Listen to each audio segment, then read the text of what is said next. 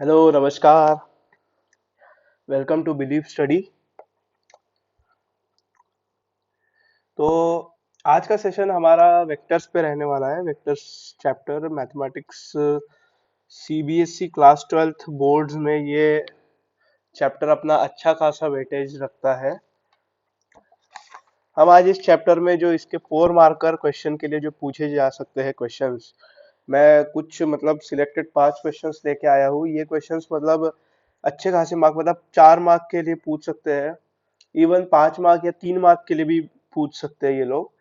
सो अगर आपने मैं मतलब एक चीज बोल सकता हूँ, अगर आपने 5 क्वेश्चन ढंग से मेरे साथ सॉल्व कर लिए या समझ लिए, तो मतलब क्वेश्चन इन्हीं कॉन्सेप्ट्स में से आना है और आपका मतलब वेक्टर्स का क्वेश्चन गलत नहीं ही होगा। इवन ये क्वेश्चंस जो मैं आज लेके आया हूँ, ये आपको जेई नीट के लिए भी ज्यादा तो नहीं, लेकिन थोड़े बहुत हेल्पफुल जरूर हो सकते हैं।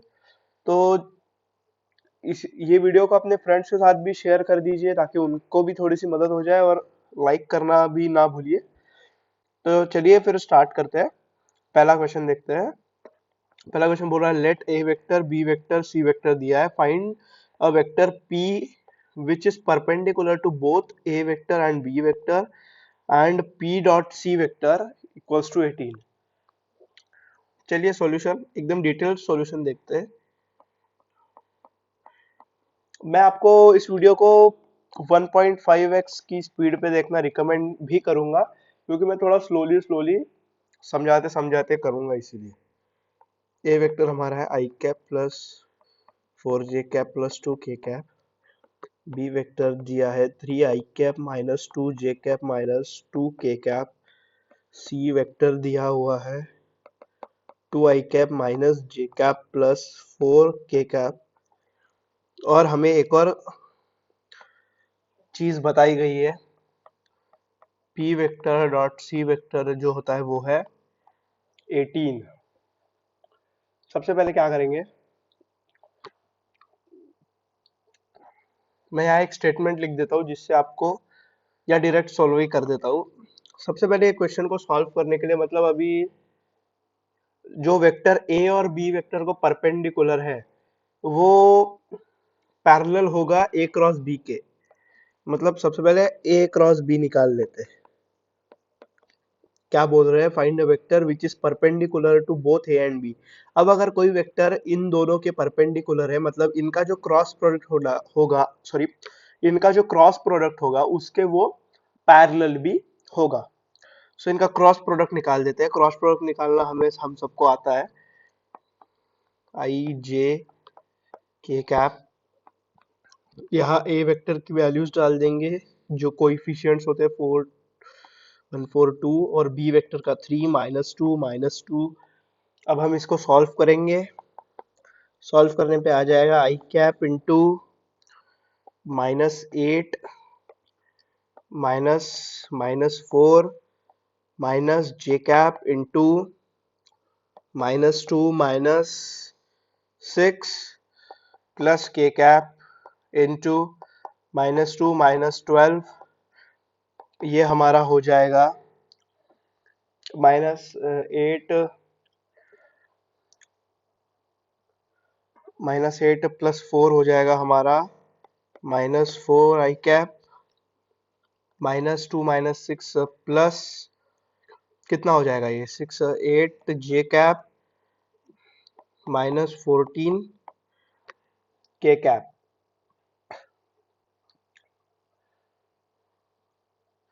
सॉरी, आई थिंक मैंने क्वेश्चन में थोड़ा सा गलती कर दिया है। नहीं, ठीक है, हम सही जा रहे हैं। अब हम करेंगे, अब देखेंगे पी वेक्टर जो बोला गया है, पी वेक्टर क्या है, परपेंडिकुलर है a vector and b vector के।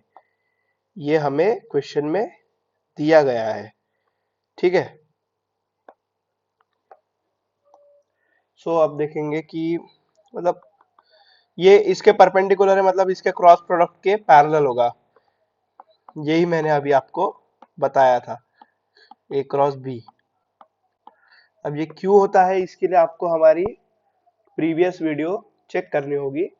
जिसमें आपको वेक्टर्स के इलुस्ट्रेशंस और बाकी की चीजें बताई गई है। या फिर अगर वीडियो नहीं भी डली होगी तो आप हमारे वेबसाइट से इसके मॉड्यूल डाउनलोड कर सकते हैं और देख सकते हैं। सो यहाँ let P vector equals to lambda times A vector cross B vector. ठीक है, सो ये हमारा हो जाएगा lambda into -4 i cap plus 8 j cap -14 k cap. ठीक है, अब हमें एक और चीज दी गई है, पी वेक्टर डॉट सी वेक्टर की वैल्यू दी गई है हमें 18।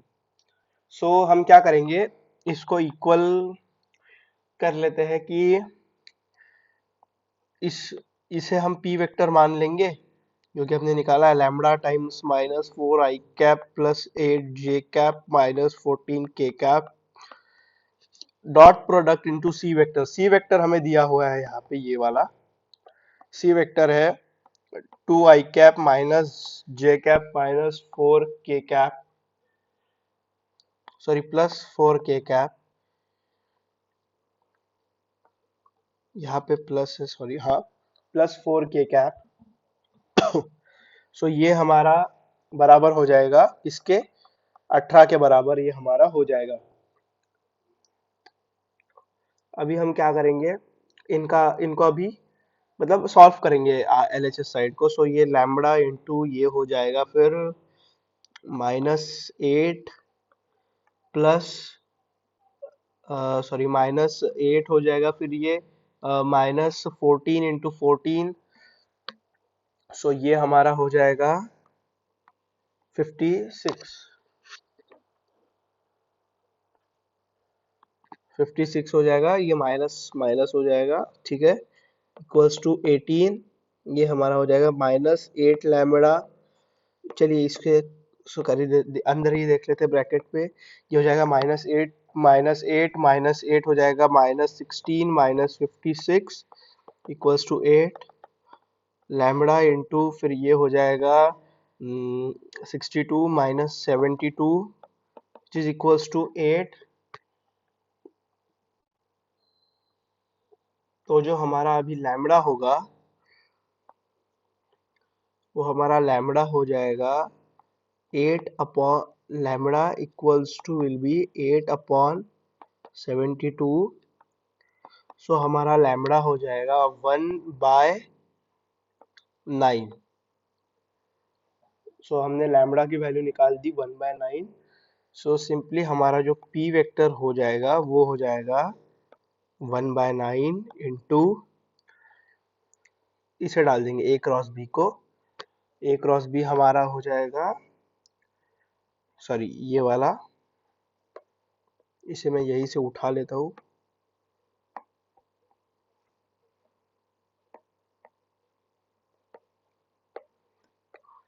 ये हो जाएगा, ये हो जाएगा हमारा P vector.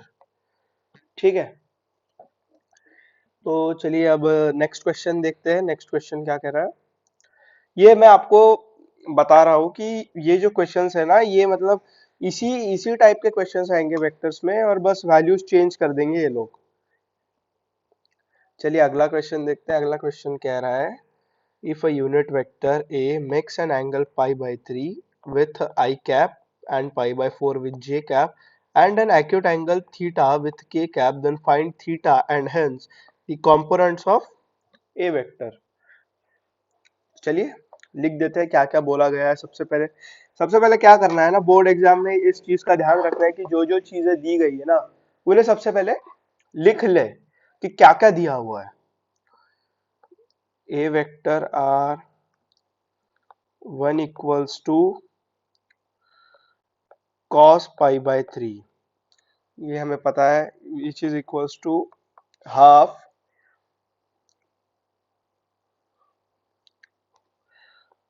m equals to cos pi/4 which is equals to 1/√2, n is equals to cos theta, sorry ये यहाँ 1 नहीं, यहाँ l मतलब l इक्वल्स टू हो जाएगा। अब हमें इधर क्या करना है, सिंपली हमें वही जो हमारा हमने जो पहले से सीखा है, L square plus M square plus N square equals to 1, इसे निकाल देना है। तो चलिए निकाल देते हैं। ये आ जाएगा 1/4 plus 1/2 plus N square equals to 1। ये हमारा बन जाएगा n is equals to N square equals to 1/4, n हमारा हो जाएगा हाफ के बराबर। n क्या हो गया हमारा? n हो गया हाफ। सो अब n हमें हाफ मिल गया, तो n इक्वल्स टू हमने क्या लिखा था? cos theta. So cos theta भी हमारा क्या हो जाएगा? हाफ। सो हमने इधर से थीटा निकाला, सो थीटा हमारा हो जाएगा π/3। ये तो नॉर्मल मैथ से ये तो आता है। तो चलिए, since A vector is a unit vector, देखिए ये सारी चीजें क्वेश्चन में दी है।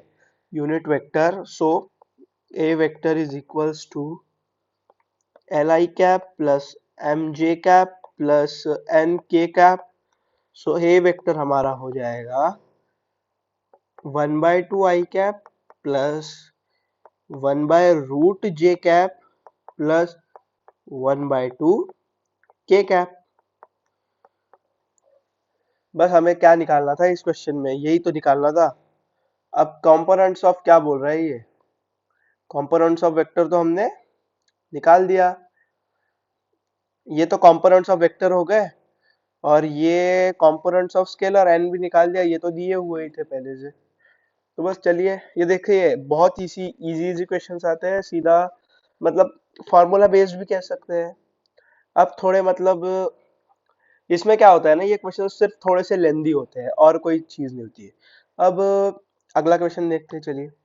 Question number third, if A B C vector A vector B vector C are unit vector such that A vector plus B vector plus C vector zero, null vector बोल सकते हैं।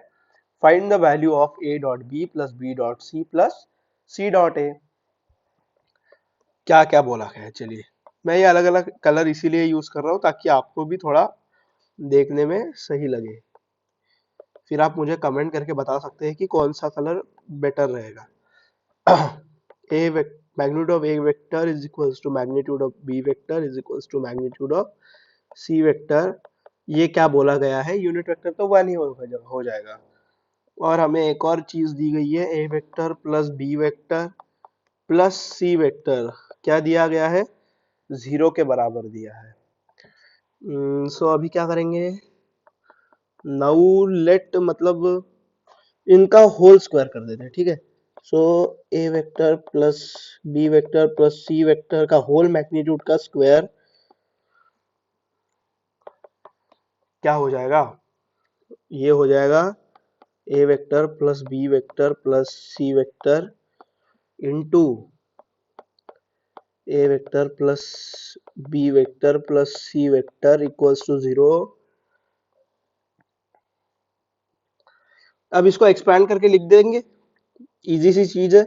ए vector dot A vector plus a vector dot B vector plus a vector dot C vector plus B vector dot A vector plus B vector dot B vector plus B vector dot C vector plus C vector dot A vector plus C vector dot B vector plus C vector dot C vector. ये equals to क्या आ जाएगा हमें? 0। अब यहाँ से क्या पता चल रहा है हमें? यहाँ से सिंपली ये पता चल रहा है कि ए वेक्टर का मैग्नीट्यूड का स्क्वायर प्लस बी वेक्टर के मैग्नीट्यूड का स्क्वायर प्लस सी वेक्टर के मैग्नीट्यूड का स्क्वायर और 2 इंटू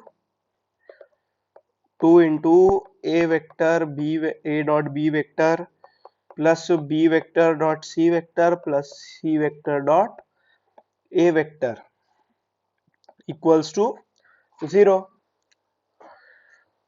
अब हमें ये तो बताया गया है, ये हो जाएगा 3 + 2 into A vector dot B vector plus B vector dot C vector plus C vector dot A vector equals to 0। Simply A vector dot B vector plus B vector dot C vector plus C vector dot A vector हो जाएगा हमारा, ये 3 चले जाएगा इधर, -3 और divide में 2। इतना आसान क्वेश्चन था ये, बहुत ही इजी क्वेश्चन। मतलब डायरेक्टली हमने मतलब जो निकालना था वो एकदम इजीली हमने फाइंड आउट कर लिया कि कैसा निकालना है। बहुत ही इजी क्वेश्चन। चलिए नेक्स्ट क्वेश्चन देखते हैं। देखिए इतने इजी इजी क्वेश्चन 4-4 मार्क्स के लिए बोर्ड्स में पूछे जाते हैं। अगर आप ये क्वेश्चंस गलत करके आए तो मतलब बहुत आपको मतलब बाद में इसका ये होगा। चलिए फोर्थ क्वेश्चन देखते हैं क्या कह रहा है।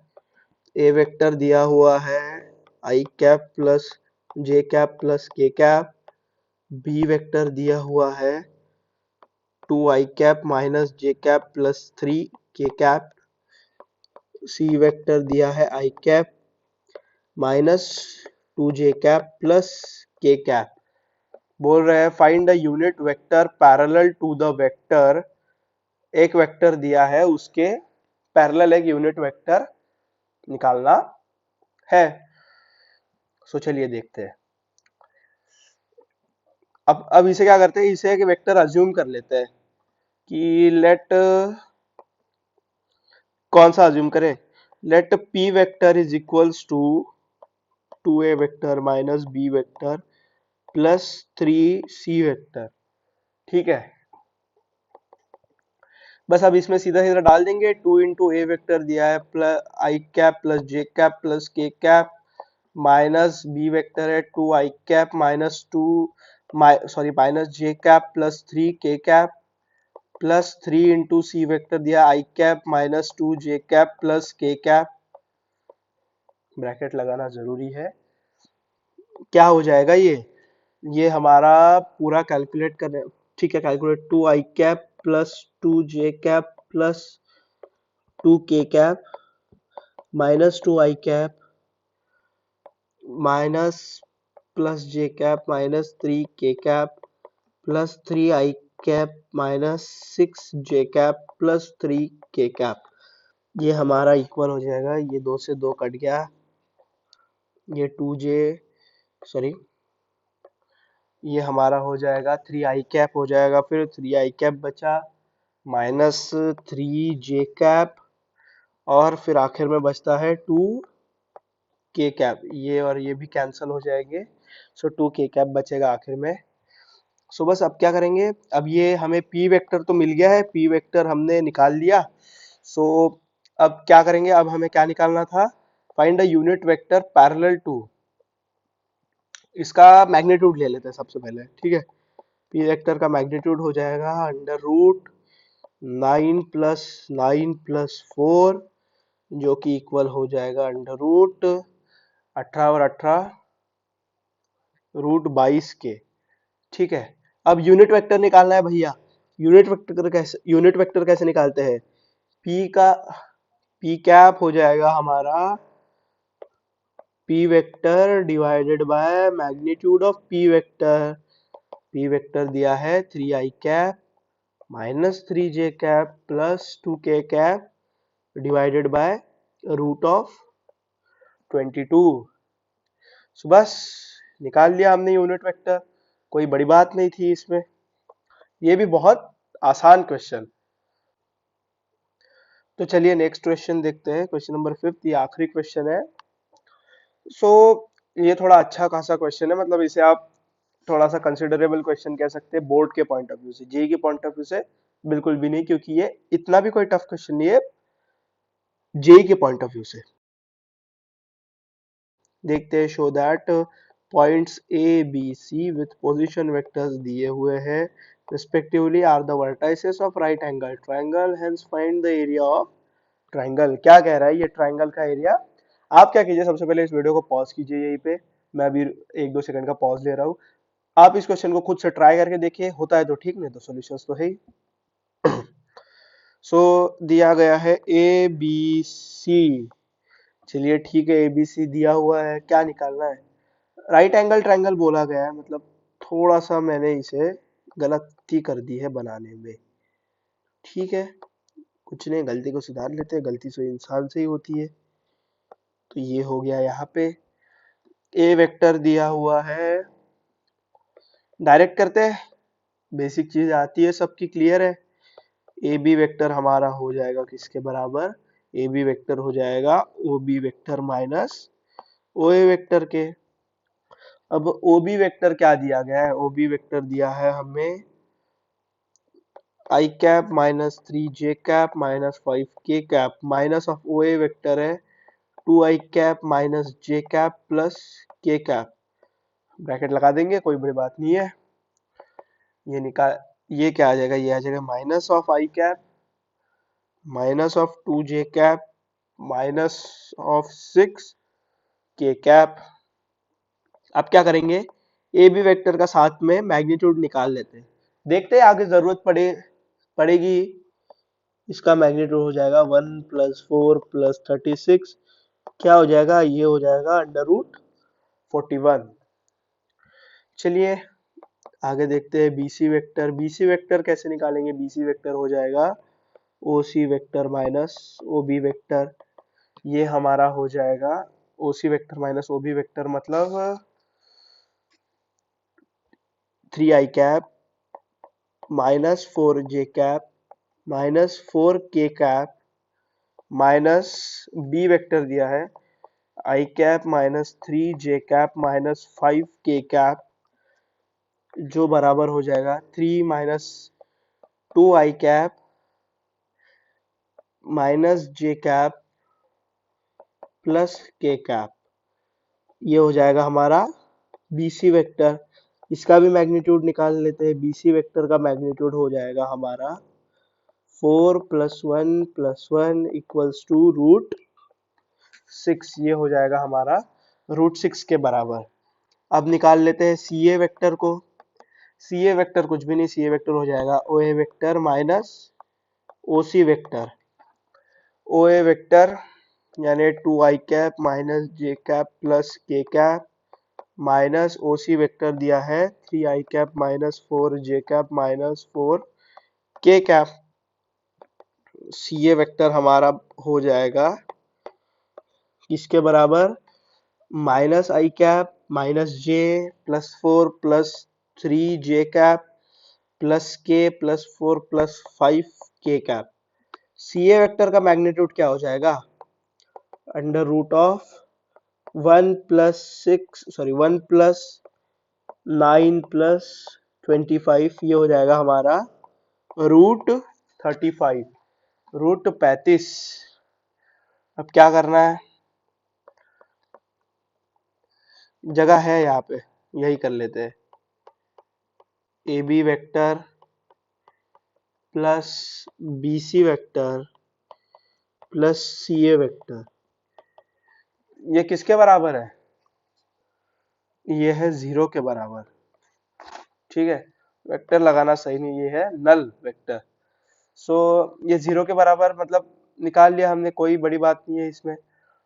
अब क्या देखेंगे, अब देखेंगे कि ए बी वेक्टर का जो मैग्नीट्यूड है का स्क्वायर, ए बी वेक्टर के मैग्नीट्यूड का स्क्वायर बराबर हो जाएगा बी सी मैग्नीट्यूड के वेक्टर का square plus C A vector के मैग्नीट्यूड के स्क्वायर के बराबर। ये इंपॉर्टेंट चीज है भैया। Hence A B C are vertices of right angle triangle. ठीक है, अब क्या निकालना है, सब क्या निकालना था, area of triangle. Area of triangle हो जाएगा half into A B cross A C के, A B cross A C के हो जाएगा। अब क्रॉस प्रोडक्ट लेना तो हमें आता है। ये क्वेश्चन लेंदी है, आसान है लेकिन थोड़ा सा लेंदी है।